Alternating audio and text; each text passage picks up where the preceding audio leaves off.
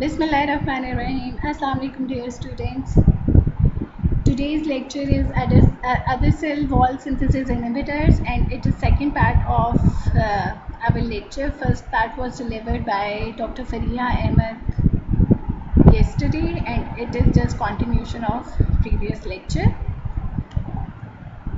I am Dr. Nilofer Yusuf Raij, Assistant Professor Pharmacology, and I am here to deliver today's lecture. Learning objectives of our today's lecture will be glycopeptides, which are being used as cell wall synthesis inhibitors. Then we will do in detail vancomycin, and I will expect from you people by the end of the lecture you should be having complete understanding and knowledge about vancomycin, its introduction, its mechanism of action, what is the basis of its resistance, antibacterial activity, pharmacokinetics, clinical uses, its adverse effects, and then we will discuss other drugs which are interrelated to vancomycin, including teicoplanin, telavancin, dalbavancin, oritavancin, and in the end we will discuss fosfomycin. Over here I want to say that don't confuse fosfomycin with vancomycin, because both of them are two different drugs and they do not interrelate to each other on any aspect. Let's continue our today's lecture. This is a very good diagram and I really like this diagram. It is from my book. So you can see at where biosynthesis of bacterial cell wall and how different drugs are interfering with its synthesis at different steps. So we will discuss about vancomycin and fosfomycin in our today's lecture. Here it is a mnemonic for you people to memorize the cell wall synthesis inhibitors name, different drugs, and on which step they are interfering the cell wall synthesis. Look at this. Firmly bind to bacterial cell wall, fosfomycin, B for beta-lactam antibiotics, B for bacitracin, C for cycloserine, V for vancomycin. So, glycopeptides. There are two kinds of glycopeptides which we are using as cell wall synthesis inhibitors, and they are naturally occurring: vancomycin and teicoplanin, and semi-synthetic lipoglycopeptides. They are telavancin, dalbavancin, oritavancin. And our today's drug under discussion, most major important, is vancomycin. In this diagram, vancomycin structure is being shown, and I just want to tell you people that vancomycin is isolated from Bacterium Amycoleptopsis orientalis. So, vancomycin is a glycopeptide antibiotic used in the prophylaxis and treatment of infections caused by gram-positive bacteria. You people see that over here gram-positive bacteria is highlighted. Why? Because it is treated or it is used against gram-positive bacterial infections. It is not effective against gram-negative bacteria because it is of large size and it fails to penetrate into gram-negative cell walls. So it is effective against gram-positive bacteria, not gram-negative bacteria, except one, which I'll tell you afterwards. Vancomycin is used to treat infections of the intestines that cause colitis. Here is the picture of different vancomycin preparations available in Pakistan under different brand names. And here are the preparations. We can use it orally or we can use it parenterally. And most used mode of administration parenterally is intravenous, बल्कि use ही intravenous से करेंगे हम, and it is water soluble and we can store it in refrigerator for 14 days. The mechanism of Action of vancomycin. It inhibits cell wall synthesis. It inhibits transglycosylase. It alters cell membrane permeability, due to which cell becomes susceptible to lysis. In this diagram, it is very well illustrated the mechanism of vancomycin on cell wall synthesis, how it affects cell wall synthesis. And this diagram is taken from your textbook Dick Katzen Pharmacology, and it is a very good diagram to understand. So vancomycin inhibits cell wall synthesis. It binds to D-alanine terminus of peptidoglycan pentapeptide. This inhibits transglycolase, preventing release of peptidoglycan units from lipid carrier in addition to the growing end of the cell wall. This prevents further elongation, which is thus weakened, and the cell becomes susceptible to lysis. The cell membrane is also damaged, which contributes to its antibacterial effect. So we will say it is bactericidal. Just look at the diagram. You can see this is normally how cell wall is being synthesized and how transpeptidase is helping in elongation of the cell wall. And this step is inhibited by vancomycin. Vancomycin binds over here and inhibits transpeptidase activity and further elongation of cell membrane.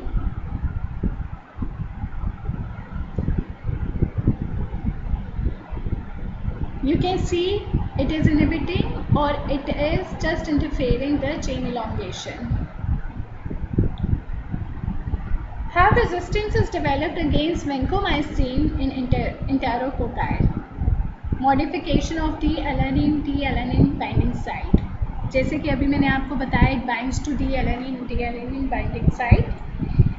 If there is modification in D-alanine binding site of the peptidoglycan building block, in which the terminal D-alanine is replaced by D-lactate, what happens? This results in the loss of a critical hydrogen bond that facilitates high affinity binding of vancomycin to its target and loss its activity.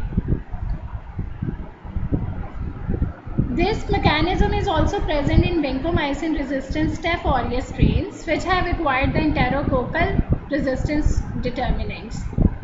The underlying mechanism for reduced vancomycin susceptibility in vancomycin intermediate strains of Staph aureus is not fully known yet.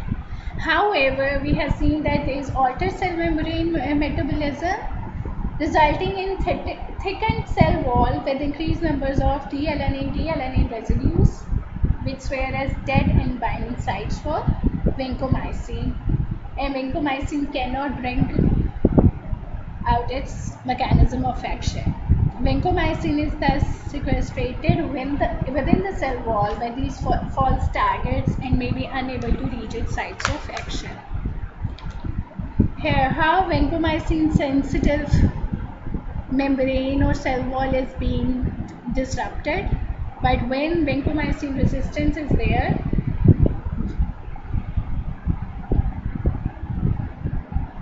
vancomycin cannot produce its desired effect due to resistance.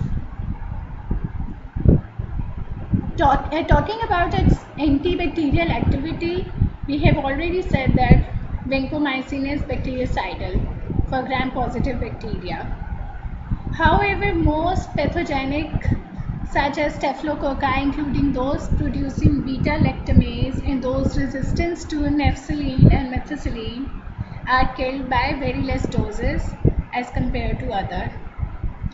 Vancomycin kills Staphylococci relatively slowly, and it only works in actively dividing cells.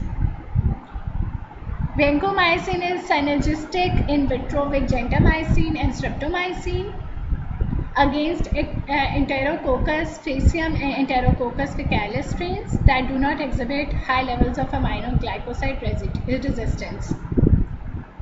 Vancomycin is active against many gram-positive anaerobes, including Clostridium difficile.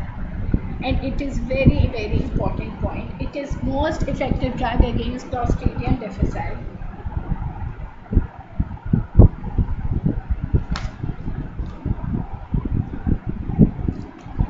Talking about its pharmacokinetics, let's see what happens. It is poorly absorbed orally, and it is only administered orally for the treatment of colitis caused by Clostridium difficile. Its common route of administration is intravenous. It is widely distributed in the body everywhere. Even it is distributed in adipose tissue and cerebrospinal fluid, and these two terms are used in your big capsule. So I have written it in red color. So in short, it is widely distributed in our body. It is 55% protein bound, and there is no apparent metabolism of the drug is seen in the body.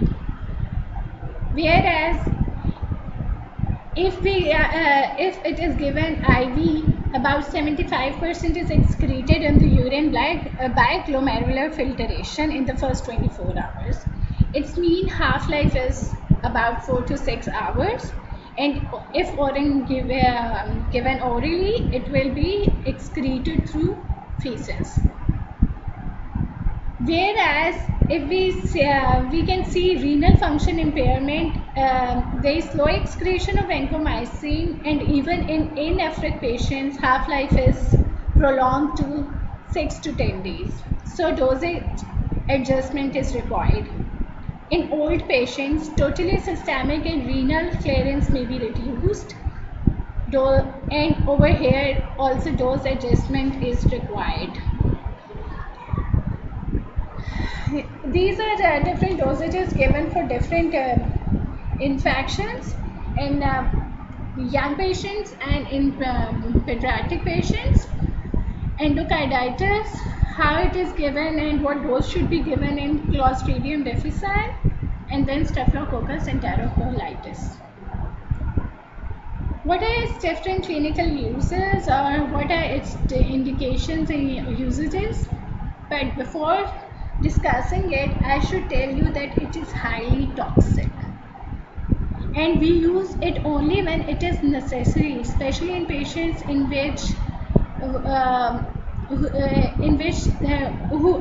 cannot tolerate penicillins, or who are allergic to penicillins and cephalosporins.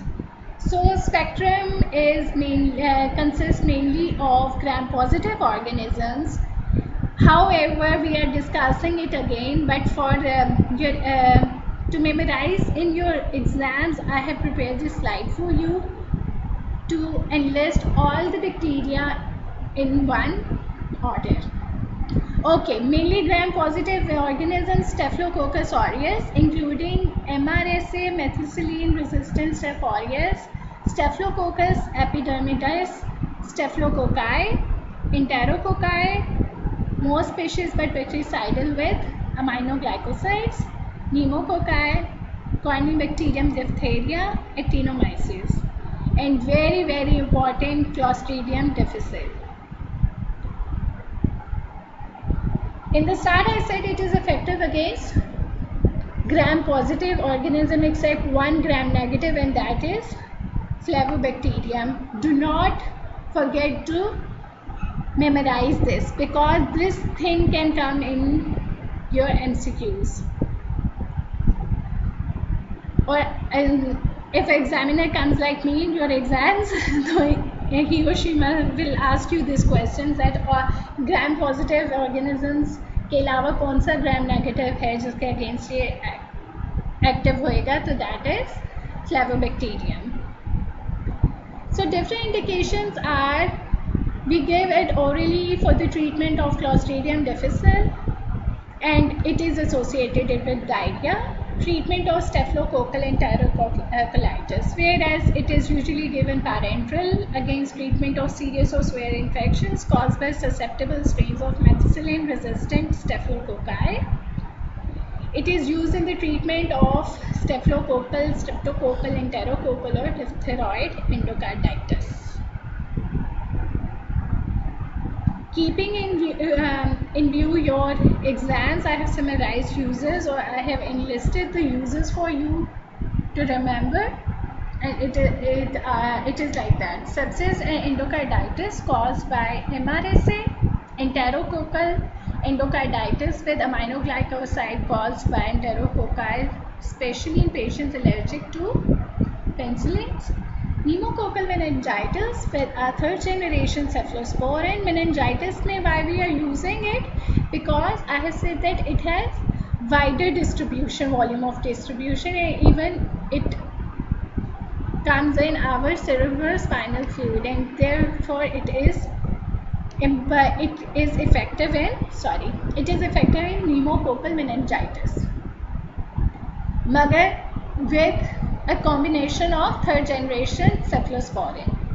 It is orally used for pseudomembranous colitis caused by Clostridium difficile. Metronidazole is also preferred in Clostridium difficile infections.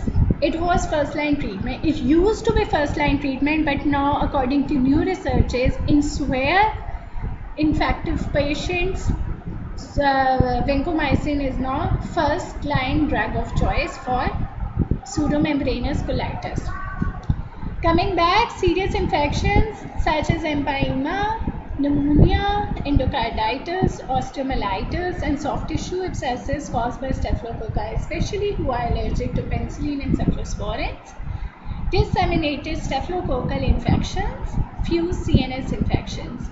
Here I have just interrelated or made a combination of clinical conditions with microorganisms for your ease to learn. Here is the key point. Vancomycin is drug of choice for MRSA, Corynebacterium, and serious infections in which penicillin in patients who have penicillin allergy. So those were labeled uses. Now there are some unlabeled uses such as aerosolization, central venous catheter infection, preoperative prophylaxis, rectal administration, ventricular shunt infections. Adverse drug reactions. Okay, bachon, over here I want to address something. Whenever you are asked to enlist or write adverse actions of any particular drug, do try to write specific adverse effect, because whenever we make key for marks distribution for the answer, we give marks to the student who have written the specific side effect in comparison to the student who has just written nausea, vomiting, diarrhea. Of course, it is of importance in those which is important, in which this effect is important, but not so commonly in every other drug. You write nausea, vomiting, diarrhea, nausea, vomiting, and diarrhea, and expect to have marks. So over here, our diarrhea was one of the मतलब था adverse effect, important adverse effect. मगर बाकी if you see over here, I have marked in red the major side effect is phlebitis. It is irritating to tissue and it causes phlebitis. It is one of the important adverse effects. Other includes hypotension, headache, fatigue, dizziness, vertigo, drug rash, exfoliative dermatitis, pruritus, Stevens-Johnson syndrome, urticaria, vasculitis, reversible granulocytosis, eosinophilia, thrombocytopenia, hearing loss, tinnitus. Then GIT related are nausea, diarrhea, vomiting.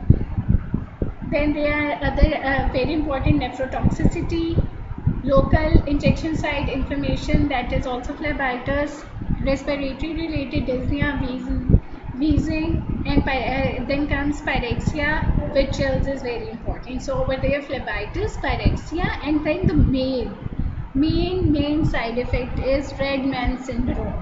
What is Redman syndrome? After administration of vancomycin, there is redness of your upper part of the body, ठीक है, including your head, face, neck, upper chest and upper part of the body, and it is due to allergic reaction related to histamine, release of histamine by mast cells. So we have to avoid this. How? By stopping the infusion, administering antihistamine priorly, we have to give vancomycin or administer vancomycin as a slowed infusion rate. If Viva question comes, or a person like me comes in your Viva as external, so he will ask why Redmond syndrome is adverse effect of vancomycin. So you should be knowing that it directly activates mast cells, resulting into histamine release. ठीक है जी. Now, what are various precautions are taking vancomycin at pregnancy? It is not allowed to use vancomycin in pregnancy during lactation, renal function, as it already causes nephrotoxicity. Children, dose adjustments are needed in old patients, and during administration we should secure IV route. So we may minimize thrombophlebitis by giving slowly as dilute infusion.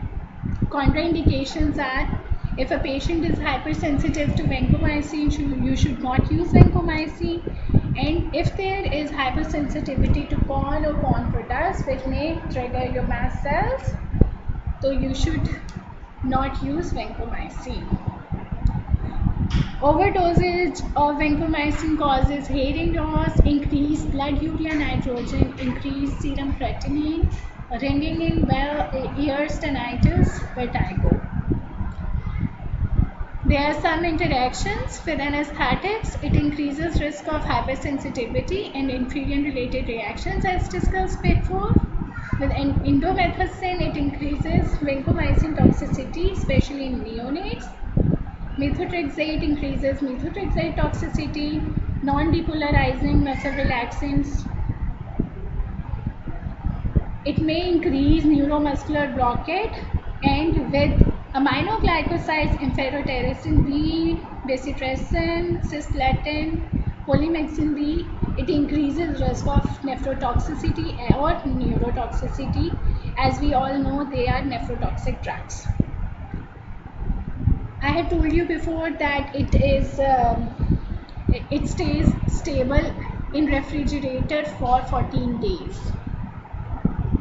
So how patient counseling should be done before administering or during administration of vancomycin? Explain the patient that IV medication is given at regular intervals to maintain blood levels. Tell patients to report hearing loss, ringing in ears or vertigo to their health care provider. Identify symptoms of potential adverse reactions. Tell patients to maintain adequate fluid intake. Tell them not to stop taking vancomycin even if they start to feel better. And this is very common practice in us. Now, that was all about vancomycin. Coming towards our next drug, that is teicoplanin, and we said that it is naturally occurring antibiotic. So it is a glycopeptide antibiotic. It is very similar to vancomycin in mechanism of action and antibacterial spectrum. It is administered intravenously as well as intramuscularly, whereas vancomycin was being administered intravenously only. It has a long half-life, about 45 to 70 hours, so only once daily dosing is required for it. This drug is available in Europe, but still it is not approved for use in USA. Then comes telavincin. It is a semi-synthetic lipoglycopeptide. It is derived from vancomycin. It is active against gram-positive bacteria, but in vitro activity against many strains is also seen who are not susceptible to vancomycin. The mechanism of action is same as vancomycin. It inhibits cell wall synthesis by binding to the D-alanine terminus of peptidoglycan in the growing cell wall.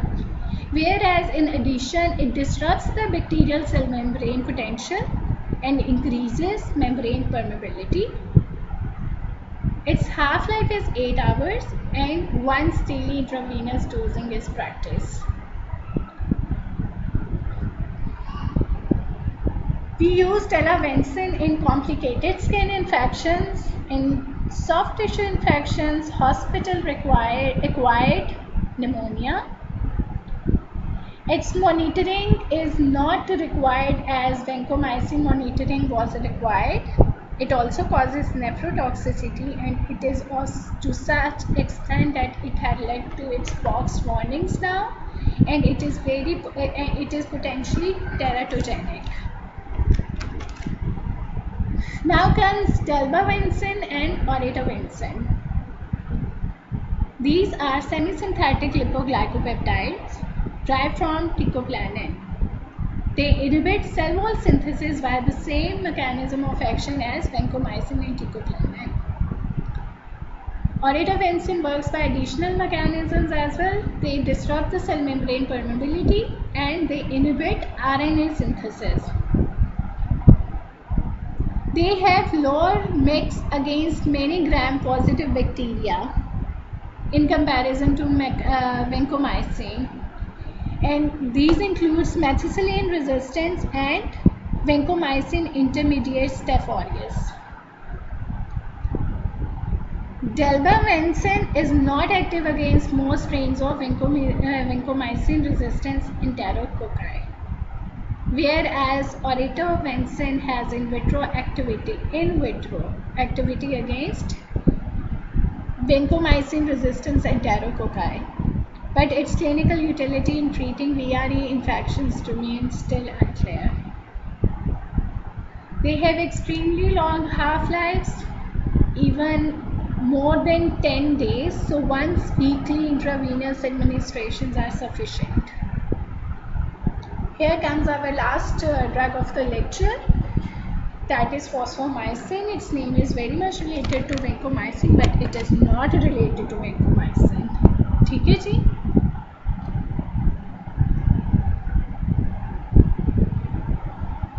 Sorry. So fosfomycin is an analog of phosphoenol pyruvate. It is structurally unrelated to any other antimicrobial agent. It inhibits a very early stage of bacterial cell wall synthesis. It is transported into cells by glucose 6-phosphate transport mechanisms. So, resistance is due to inadequate transport of drug into the cell. Simple. It is active against both gram-positive and gram-negative organisms, where vancomycin, we said it was only active against gram-positive organisms. In vitro, it is seen that there is synergism occurs when fosfomycin is combined with beta-lactam antibiotics, with aminoglycosides or fluoroquinolones. It is given orally and it is also given parenterally, whereas only the oral preparation is approved for use in USA. Its oral bioavailability is approximately 40%. Its half-life is 4 hours and active drug is excreted by the kidney. Where it is used, it is a drug of choice for uncomplicated urinary tract infections, and it is given with nitrofurantoin.